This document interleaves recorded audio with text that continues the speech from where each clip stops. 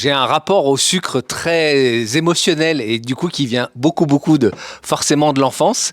Et j'avais une demande pour chacun de mes anniversaires. J'avais un menu favori, c'était cuisse de grenouille pour le plat et tarte au citron meringuée pour le dessert. Mon souvenir, c'est le flan à la vanille, parfois au chocolat, que ma grand-mère nous préparait tous les mercredis midi, quand elle nous gardait avec mes cousins et ma sœur.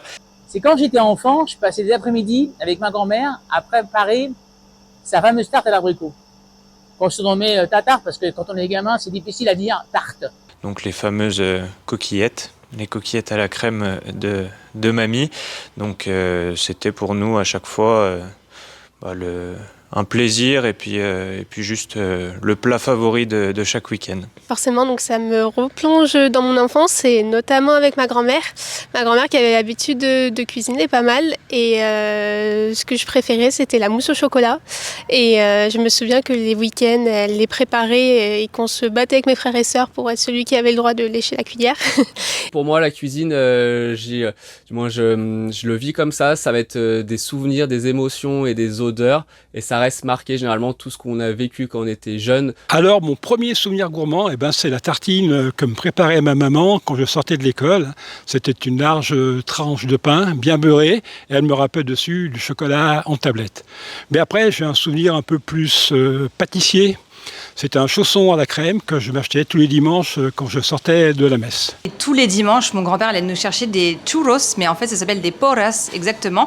Et en fait c'est des gros churros très épais, on va dire, mais très moelleux, très croustillants.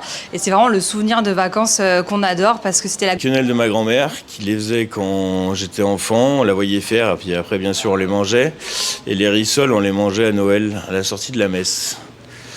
Donc beaucoup de souvenirs, beaucoup de tendresse, voilà. Alors, les souvenirs gourmands, c'est que ma maman, on était 5 enfants à la maison, donc maman préparait à manger à midi, et ça sentait la gougère ou les plats en sauce quand on arrivait. Et puis l'après-midi, elle nous préparait le goûter, elle nous faisait de la compote de pommes ou des flancs aux œufs. Un souvenir gourmand, moi ça m'évoque un plat dans mon pays, on le faisait avec ma maman et mes sœurs, c'est la sardine farcie. Mon souvenir gourmand, ça va être quelque chose d'Australie parce que je suis australien. Chez les voisins, on mangeait du pain de mie avec des raisins dedans. On appelle ça du raisin toast. Et c'est assez épaissement tranché. On met ça dans un grille de pain. Donc c'est croustillant. On étale du beurre dessus qui fondre.